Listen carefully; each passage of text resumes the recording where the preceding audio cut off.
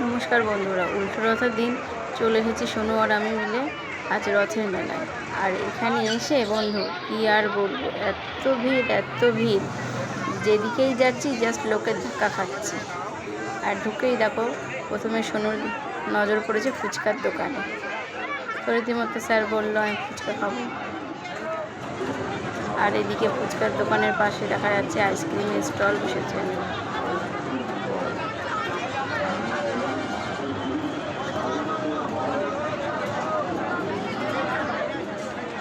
এই ফুচকার দোকানটা মোটামুটি ফাঁকা ছিল, তাই সোনু এই দোকানটাতেই ফুচকা খেয়ে নিল ফটাফট করে। আর মেলায় এত ভিড় যে দাঁড়ানোরই জায়গা নেই, যেখানেই যাও লোকের ধাক্কা।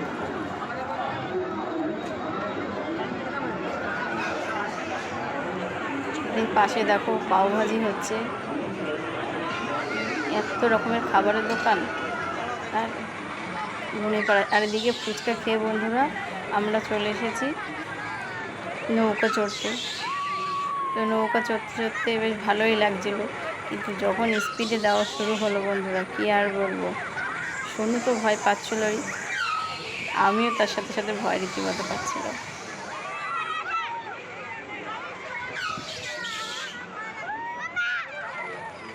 এখনও অতটা স্পিড বাড়েনি বলে সোনুর ভয় লাগছিল না। তো আমি ওকে জিজ্ঞেস করলাম ভয় লাগছে, বলছে ভয় লাগছে না।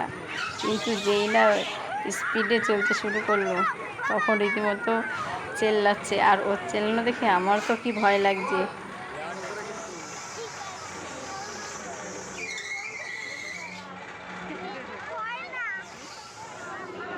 আজকে নৌকা চড়ে চলে এসেছে আইসক্রিম খেতে বন্ধুরা। আগে দেখে নিয়েছিল আইসক্রিমের পার্লারটা, রীতিমতো বলছে আমি এই আইসক্রিমগুলো খাবো। বললাম ঠিক আছে চল একটু ঘুরে আসি তারপরে খাবি।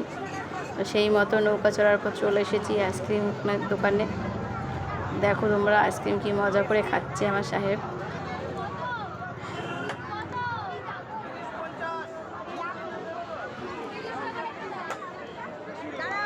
মেলায় আসলে বন্ধুরা সোনু এই বোর্ড আর বেলুন ফাটানোর দোকান দুটোই খোঁজে। তো বেলুন ফাটানোর দোকানের দিকে এত ভিড় ছিল যে যাওয়া পসিবল হচ্ছিল না, তো এটাতেই সে ব্যস্ত হয়ে পড়লো। তো এগুলো 6টা বল 20 টাকা নিচ্ছে, তো একটাতেও তো পারছে না। তো এখানে একটু ঘুগনি খেয়ে নিয়ে চলে এলাম বাইরের দিকে। দেখো কত গাছ বসেছে, আর এখানে একটু আইসক্রিমও খেয়ে নিল। আজকের জন্য টাটা।